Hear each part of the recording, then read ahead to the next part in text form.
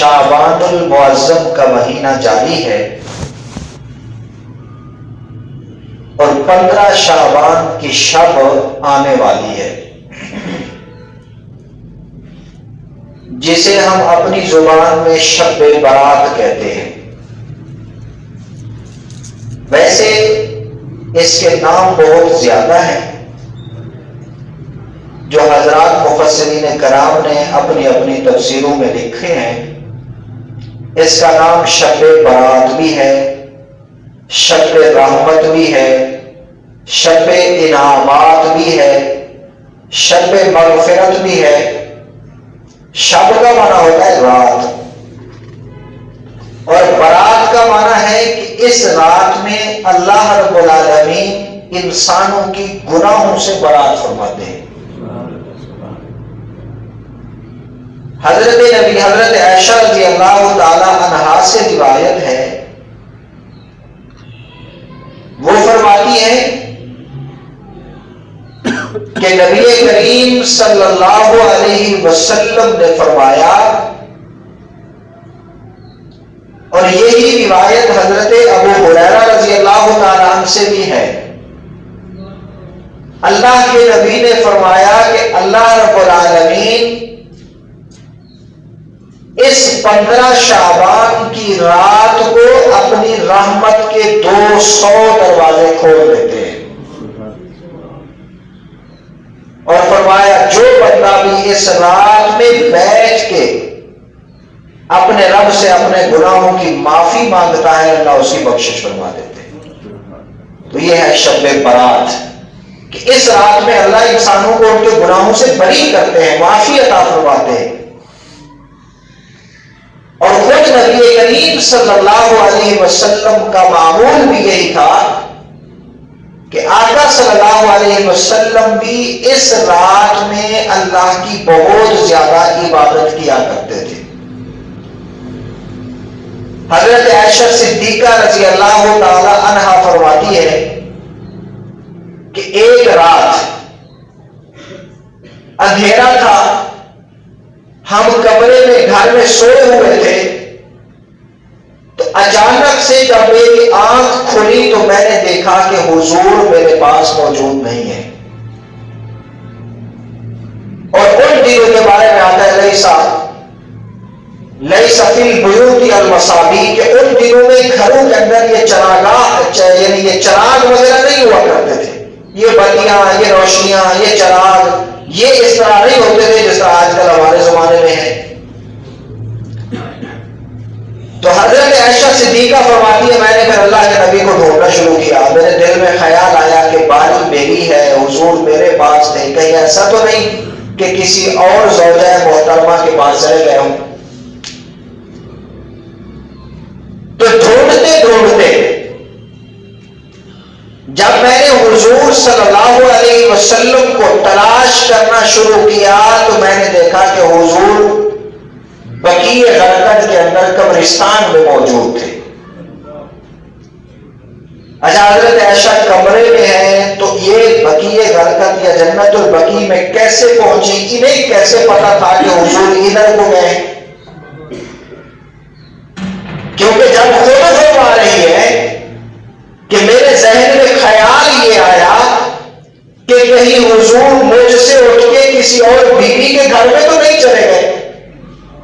تو جب ذہن میں یہ ہے تو ہونا یہ چاہیے تھا کہ اور گھروں کے اندر جا کے تلاشی کرتی نا، اور ادھر یہ ہے کہ یہ سیدھی چلی ہے اور حضور قبرستان میں موجود ہے۔ تو حضرت عائشہ بھی پہنچی ہے۔ تو قاضی ایاز رحمہ اللہ نے الشفاء، ایک سیرت کی کتاب ہے، اس میں بڑی عمدہ بات لکھی ہے۔ وہ فرماتے ہیں جہاں سے میرے نبی گزر کے جایا کرتے تھے 3 دن تک اس راستے سے حضور کی خوشبو آتی رہتی۔ تو حضرت عائشہ جیسے اٹھی ہے، جدھر جدھر کو خوشبو آنا شروع ہو گئی، وہ اسی خوشبو کے پیچھے چلتی گئی اور قبرستان میں جا کے دیکھا تو حضور موجود تھے۔ اللہ کے نبی نے فرمایا عائشہ کیسے آنا ہوا؟ عرض کرنے لگی یا رسول اللہ میں نے یہ خیال کیا جب آپ کو نہیں پایا تو سرکار دو عالم نے فرمایا عائشہ کیا یہ ہو سکتا ہے کہ اللہ اور اللہ کا رسول تمہارے ساتھ ناانصافی کریں گے کہ رات تو تمہاری ہے، باری تو تمہاری ہے، میں نے گزارنی تمہارے پاس ہے، میں یہاں سے اٹھ کے کسی اور کے پاس چلا جاؤں گا، یہ ہو ہی نہیں سکتا، کیونکہ نہ اللہ ناانصافی کرنے والا ہے، نہ اللہ کا رسول ناانصافی کرنے والا ہے۔ پھر حضور نے فرمایا عائشہ یہ وہ رات ہے جس رات میں اللہ کی رحمت اترتی ہے، اور اس رات میں جو بندہ بھی اللہ سے مانگتا ہے، جو کچھ بھی مانگتا ہے، اللہ پاک اسے عطا فرما دیتے ہیں۔ ایک دفعہ حضرت ابو ہریرہ رضی اللہ تعالیٰ عنہ کی روایت ہے، وہ فرماتے ہیں کہ آقا صلی اللہ علیہ وسلم نے فرمایا کہ یہ شعبان کی 15 رات کی شب برات جس کو کہتے ہیں، جبرائیل امین میرے پاس آئے اور آ کے عرض کرنے لگے کہ یا رسول اللہ ذرا آسمان کی طرف تو نظر اٹھائیے، دیکھیے۔ اللہ کے نبی فرماتے ہیں میں نے یوں آسمان کی طرف نگاہ اٹھائی تو کیا دیکھتا ہوں کہ اللہ کی رحمت موسلادھار بارش کی طرح برس رہی ہے زمین والوں پہ۔ تو میں نے کہا جبرائیل یہ کتنی خوب رات ہے، کتنی برکتوں والی رات ہے، کتنی ہی نورانی رات ہے۔ تو حضرت جبرائیل کہنے لگے یا رسول اللہ اس رات میں اللہ ہر معافی مانگنے والے کی بخشش فرما دیتے ہیں سوائے چند لوگوں کے کہ ان کی اللہ بخشش نہیں فرماتے۔ تو کہنے کا مطلب یہ کہ اس رات کے اندر ہم نے 3 کام کرنے ہیں۔ پہلا کام تو یہ کہ جتنی طاقت ہو سکے اٹھ کے اللہ کی بارگاہ میں نوافل ادا کرنی ہے، اللہ سے معافی مانگنی ہے، اللہ کو راضی کرنے کی کوشش کرنی ہے۔ عشاء کی نماز کے بعد آپ 10 نفل پڑھ سکتے ہیں 10 پڑھیں، 20 پڑھ سکتے ہیں 20 پڑھیں، صلاۃ التسبیح پڑھ سکتے ہیں تو وہ پڑھ لیں، چونکہ اللہ کے نبی اس رات میں عبادت کیا کرتے تھے، حضور سے ثابت ہے۔ اور دوسرا کام یہ ہے جیسے میں نے ابھی حدیث مبارکہ سنا کے بتائی ہے کہ حضور علیہ الصلوۃ والسلام اس رات کے اندر قبرستان کا چکر بھی لگایا کرتے تھے۔ اس لیے آقا کا جانا قبرستان تو اس لیے تھا کہ شاید حضور علیہ الصلوۃ والسلام قبرستان میں جاتے ہوں کہ جیسے زندہ لوگوں کو اللہ کی رحمت نصیب ہو رہی ہے، میں جاؤں اور قبرستان والوں کے لیے بھی اللہ سے اس کی رحمت مانگوں تاکہ جو قبر کے اندر ہے انہیں بھی اللہ کی رحمت مل جائے، چونکہ زندہ تو خود مانگ رہے ہیں نا، اور حضور ان کے پاس جا کے ان کی بخشش کی دعا مانگا کرتے تھے۔ اس لیے اس رات کے اندر اگر کوئی بندہ قبرستان جا سکتا ہے، اس کے گھر کے قریب ہے، تو وہ حضور کی سنت کو ادا کرنے کے لیے چلا جائے، لیکن اس بات کو ذہن میں رکھے کہ قبرستان جانا ہے نصیحت حاصل کرنے کے لیے، قبرستان جانا ہے اپنے دل و دماغ کو بیدار کرنے کے لیے کہ جب آپ قبرستان جائیں گے تو آپ کو سردار کی قبر بھی نظر آئے گی، پہلوان کی قبر بھی نظر آئے گی، وزیر اعظم کی قبر بھی نظر آئے گی، بڑے بڑے لوگوں کی قبریں نظر آئیں گی جو آپ کے دماغ کی کھڑکی کو کھٹکھٹائیں گے کہ کل یہ بھی اس دھرتی پہ چلا کرتے تھے اور کل کو تمہارا انجام بھی یہی ہوگا۔ ایسی حدیث مبارکہ کے اندر بھی آتا ہے کہ موت یہ سب سے بڑا واعظ ہے، انسان کو نصیحت کرنے والی ہے۔ آپ یہاں بیٹھے ہیں مجھ سے باتیں سن رہے ہیں، جب جنازہ گزرتا ہے کوئی آپ کو کچھ نہیں کہہ رہا ہوگا، لیکن صرف اس کا چل کے جانا بھی نصیحت ہے کہ جیسے یہ کفن پہن کے جا رہا ہے کل کو ہم نے بھی جانا ہے۔ تو قبرستان میں جانا ہے نصیحت حاصل کرنے کے لیے، عبرت حاصل کرنے کے لیے، اور قبرستان والوں کے لیے اللہ سے دعا مانگنے کے لیے، نہ کہ قبرستان والوں سے ہم نے مانگنا ہے۔ اس لیے کہ ہم عام طور پہ لوگ جاتے ہیں قبرستان میں کسی اللہ والے کی قبر پہ، کسی بزرگ کی قبر پہ کہ میں بیمار ہوں مجھے شفا مل جائے، بیٹا نہیں ہے بیٹا مل جائے، کچھ بھی مل جائے، ارے یہ خود بیمار ہو کے مرے۔ بہت سے لوگ ایسے ہوتے ہیں جو اپنے آپ کو صحت نہ دے سکے، وہ ہمیں کیا دیں گے؟ تو اس لیے قبرستان جائیں ان کے لیے مانگنے کے لیے، اللہ سے دعا مانگے ان کے لیے۔ اور تیسرا کام یہ کہ آقا صلی اللہ علیہ وسلم نے 15 شعبان کی صبح، یعنی جو 15 شعبان کا دن آتا ہے اس میں حضور نے روزہ رکھا ہے۔ اس کی وجہ یہ ہے کہ آقا صلی اللہ علیہ وسلم نے فرمایا کہ اللہ رب العالمین 15 شعبان کی رات کو اگلا جو پورا سال آنا ہے اس سال کے فیصلے فرما دیتے ہیں. اس سال میں کس نے پیدا ہونا ہے، اس پورے سال میں کس نے مرنا ہے، اس پورے سال میں کس کو کتنا رزق ملنا ہے. یفرق فیہا کے الفاظ قرآن کریم کے اندر آئے ہیں کہ بڑے بڑے امور کے فیصلے اللہ اس رات کو فرشتوں کے حوالے کر دیا کرتے ہیں کہ فلاں کو مارنا ہے، فلاں کو اتنا رزق دینا ہے، فلاں نے سفر میں جانا ہے، فلاں نے بیمار ہونا ہے. پورے سال کے معاملات تقسیم کر دیتے ہیں. اللہ کے نبی نے فرمایا میرا دل چاہتا ہے کہ جب اللہ ایسا سال کے فیصلے فرما رہے ہوں اور میری طرف نگاہ کریں تو مجھے عبادت میں اور روزے کی حالت میں پائیں. اس لیے کہ جب آپ اللہ کو یاد کر رہے ہوں گے، ایک عام سی بات ہے جب کوئی آدمی بھی کسی سردار کو لے لے، وہ اپنا خزانہ تقسیم کر رہا ہوتا ہے اور ایک بندہ اسی کے کام میں لگا ہے، وہ اس لائن میں نہیں لگا. کچھ لوگ لائن میں لگے ہیں اس سے خزانہ لینے کے لیے اور ایک بندہ سائڈ پہ بیٹھا ہے اسی کا کام کر رہا ہے. تو خود ذہن میں رکھیں کہ جو اس کا کام کر رہا ہے وہ اس سے زیادہ محبوب ہوگا اور اس کی کوشش یہ ہوگی کہ اسے میں زیادہ عطا کروں. تو جو مسجد میں بیٹھا ہے یا 15 شعبان کو روزہ رکھے ہوئے ہے، نوافل پڑھنے والا بھی رب کا کام کر رہا ہے، توبہ کرنے والا بھی اللہ کا کام کر رہا ہے اور جو روزے کی حالت میں ہے وہ بھی اللہ کا کام کر رہا ہے. جب اللہ معاملات تقسیم کرے گا تو اس کے کھاتے میں زیادہ عطا فرمائے گا. تو یہ حکمت ہے. تو ہم نے 3 کام کرنے ہیں. اس رات کو عبادت کرنی ہے، اللہ سے معافی مانگنی ہے. اگر جا سکے ممکن ہو تو ضروری نہیں ہے، ممکن ہو 500 قبرستان کا چکر لگا لیں سنت کو ادا کرنے کے لیے اور دن کا روزہ رکھ لیں. اچھا، بعض لوگ اس رات میں بڑا اہتمام کرتے ہیں. صلاۃ و تسبیح کی جماعتیں ہوتی ہیں، اعلانات کیے جاتے ہیں، اشتہارات چھاپے جاتے ہیں کہ فلاں مسجد میں فلاں وقت تک صلاۃ و تسبیح کی جماعت ہوگی، احباب اس میں تشریف لائیں. اور بعض لوگ شیرینیاں پکاتے ہیں اور بانٹتے ہیں اور کچھ لوگ پٹاخے بجاتے ہیں. یہ بچوں کی حالت ہے. تو ان تمام معاملات کا اہتمام کرنا اس کا شریعت میں کوئی ثبوت نہیں ہے. انفرادی طور پہ آپ عبادت کریں، جتنا دل چاہے کر لیں. اجتماعی طور پہ نہ اللہ کے نبی نے کی ہے، نہ حضور کے صحابہ نے کی ہے اور نہ اس کا حکم فرمایا ہے. اگر آپ لوگ یہ 3 کام نہیں بھی کر سکتے تو ایک اس سے بھی آسان کام ہے جو علماء کرام نے لکھا ہے کہ اس فضیلت کو حاصل کرنے کے لیے یہ آسان کام کر لیں. عشاء کی نماز جماعت کے ساتھ پڑھیں اور کوئی گناہ کیے بغیر سنت کے مطابق اپنے بستر پہ دعا پڑھ کے سو جائیں.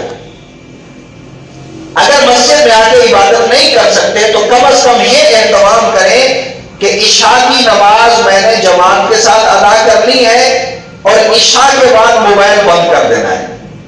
آج کل کے زمانے میں یہی گناہ ہے، موبائل بند کر دینا ہے اور گھر میں جا کے سنت کے مطابق سو جانا ہے دعا پڑھ کے.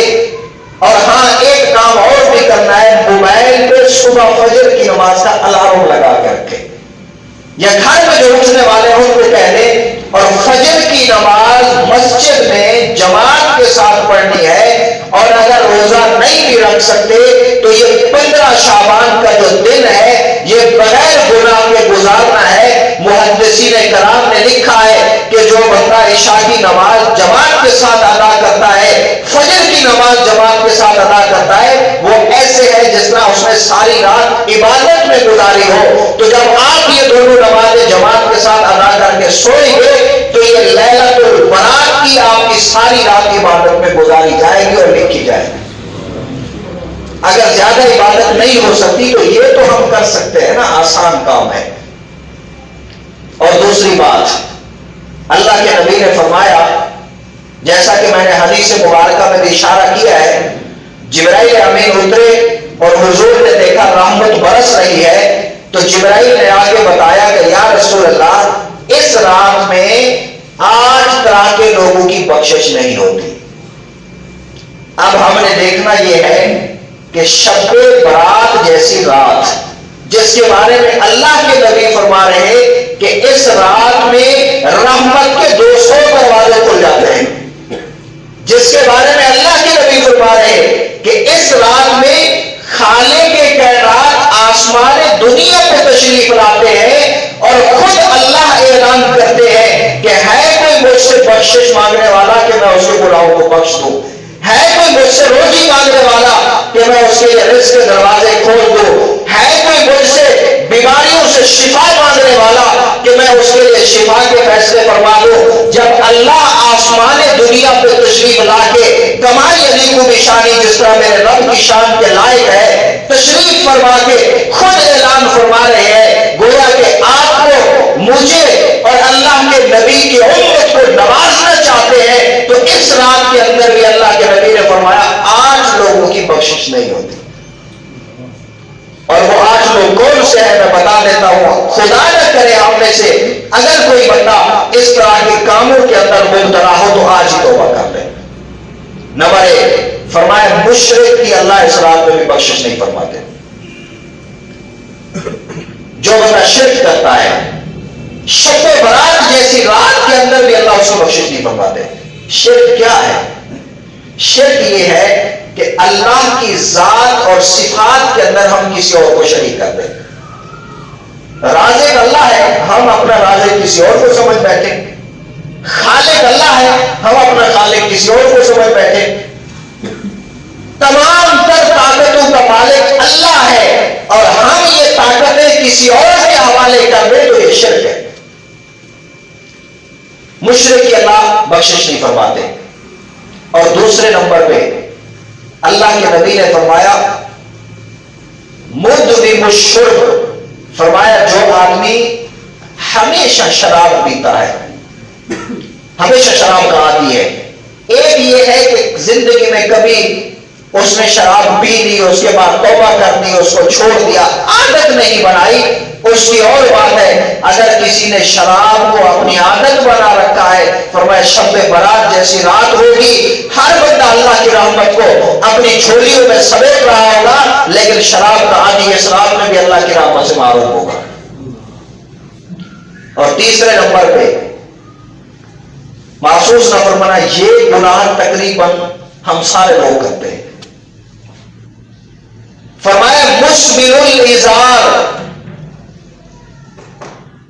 چادر ہو، شلوار ہو یا ٹروزر پہنا ہوا ہو، جو بندہ بھی اپنے ٹخنوں سے نیچے ان کپڑوں کو رکھتا ہے، فرمایا اس کی بھی اللہ بخشش نہیں فرماتے۔ ہم تو اسے گناہ ہی نہیں سمجھتے۔ ہماری شلواریں ٹخنوں سے نیچے ہوتی ہیں، چادریں ہیں تو وہ ٹخنوں سے نیچے ہوتی ہیں۔ ہاں صرف مسجد میں جب ہم نماز کی صف میں کھڑے ہوتے ہیں یہاں خیال آتا ہے اور پھر اوپر کر رہے ہوتے ہیں۔ یہ صرف نماز کے لیے نہیں ہے، مستقل شلوار کو ٹخنوں سے نیچے کرنا حرام ہے۔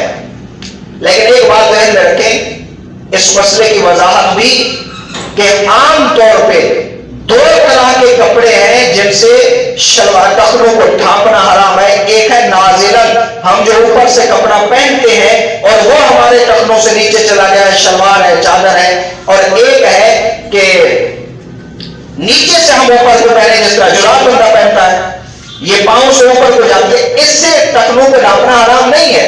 اوپر سے جو چادر پہنی ہوئی ہے اس سے ٹخنوں کو ڈھانپنا حرام ہے۔ اور الٹی چال چلتے ہیں دیوان گان عشق، آج کل کے زمانے میں بھی یہی حال چلا ہوا ہے۔ عورت کے لیے حکم ہے کہ وہ ٹخنے کو ڈھانپ کے رکھے اور مرد کے لیے حکم ہے کہ وہ ٹخنے کو خالی رکھے۔ آج کل عورتوں نے ٹخنے خالی رکھے ہوئے ہیں اور مردوں نے ڈھانپے ہوئے ہیں۔ تو اس گناہ سے بھی اپنے آپ کو بچانا ہے۔ یہ تقریباً 3 چیزیں ہو گئی، اور چوتھی بات یہ ہے اللہ کے نبی نے فرمایا کہ جو زانی ہے، زانی اللہ رب العالمین اس شب برات کی رات میں اس کی بھی بخشش نہیں فرماتے۔ زانی کی بھی بخشش نہیں ہوتی۔ کسی اور کی بہن کو، بیٹی کو، ماں کو، کسی اور کی عورت کو غلط نگاہ سے دیکھنے والا، زیادتی کرنے والا، اس کی بھی بخشش نہیں ہوتی۔ وقت مختصر ہے چونکہ میں اس کو مختصر کر کے بتاتا چلوں۔ 5ویں نمبر پہ اللہ کے نبی نے فرمایا کہ جو والدین کا نافرمان ہے اس رات میں اللہ اس کی بھی بخشش نہیں فرماتے۔ آج کل کے زمانے میں والدین کی تو بڑی نافرمانی ہو رہی ہے، والدین کو کچھ سمجھتے ہی نہیں۔ زمانہ تھا اولادیں اپنے والدین سے ڈرا کرتی تھی، اور آج ایک ایسا زمانہ آ چکا ہے کہ بوڑھے والدین اپنی اولاد سے ڈرتے ہیں۔ ایسے کسی اللہ والے نے کہا ہے کہ اس آدمی کی بدبختی کے لیے یہی کافی ہے کہ اس کا والد اس سے ڈر کے گفتگو کرے۔ فرمایا جس کا والد اپنے بچے سے ڈرتا ہے یہ سمجھ لے کہ اس کائنات میں سب سے بڑا بدبخت میں ہوں۔ اور فرمایا جس کے دل میں کسی دوسرے کا کینہ اور بغض ہے، کینہ اور بغض، اس آدمی کی بھی شب برات میں بخشش نہیں ہوتی۔ سب سے بڑی نیکی یہ ہے کہ